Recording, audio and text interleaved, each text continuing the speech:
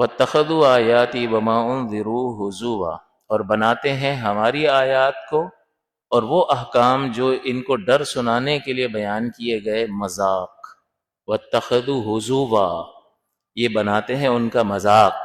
تو اللہ تعالیٰ نے دیکھیں اس کو کفر قرار دیا، تو یہ تو کفار کی بات ذکر ہو گئی، لیکن اس سے ہمیں یہ درس ملتا ہے کہ کبھی بھی شاعر اسلام، شاعر دین، اس کا مذاق اڑانا یہ انسان کو دائرہ اسلام سے خارج کر سکتا ہے۔ تو اس لیے اس سلسلے میں بڑی احتیاط۔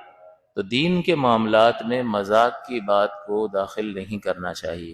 آپ نے دیکھا ہوگا ویڈیوز آتی رہتی ہیں، نماز پڑھ رہے ہیں، مذاق کر رہے ہیں، اور جیسے ہی دوسرے سجدے میں گئے تو امام آگے سے بھاگ گیا۔ اب یہ نماز کس توہین ہے، کوئی داڑھی کو برا بھلا کہہ رہا ہے، اس کا مذاق اڑا رہا ہے، یہ شاعر اسلام کی توہین ہے۔ کوئی اذان کا مذاق اڑا رہا ہے، شاعر اسلام کی توہین ہے۔ تو اس طرح کی جو معاملات ہوتے ہیں اس میں دینی معاملے میں مطلب یہ اصول بنا لیں کہ دینی معاملے میں مذاق اگر کوئی کر رہا ہے تو آپ کے چہرے پر بالکل سنجیدگی کے آثار آ جانے چاہیے، اور یا تو اس کو روک دو یا ہٹ جاؤ وہاں سے۔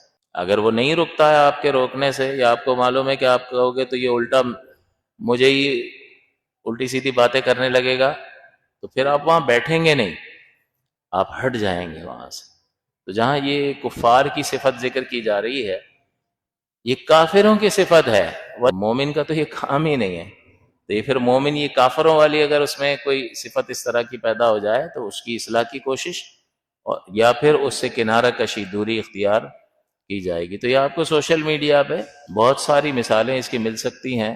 تو پتہ چلا دیکھ رہا، خود بھی ہنس رہا ہے مزے سے، حالانکہ نہ وہاں پہ تھا نہ کچھ، لیکن اس پر ہنس رہا ہے۔ اس پر ہنسنا نہیں چاہیے، اول تو دیکھنا ہی نہیں چاہیے۔ اگر پہلے سے پتہ چل جائے کہ اس ویڈیو میں اس طرح کی کوئی چیز ہے تو اس کو آگے بڑھا دیں، اور اگر دیکھ لیا ہے تو آپ کو سنجیدہ چہرہ آپ کا ہونا چاہیے، اور آپ کو غصہ آنا چاہیے کہ اس نے غلط کیا۔ کم سے کم برا آپ خود جانیں گے، یہی تو ایمان کی کسوٹی ہوتی ہے۔ تو بہرحال اس آیت مقدسہ سے کہ اللہ تعالیٰ کے دین کی احکام کو مذاق بنانا ہی کافروں کا کام ہے۔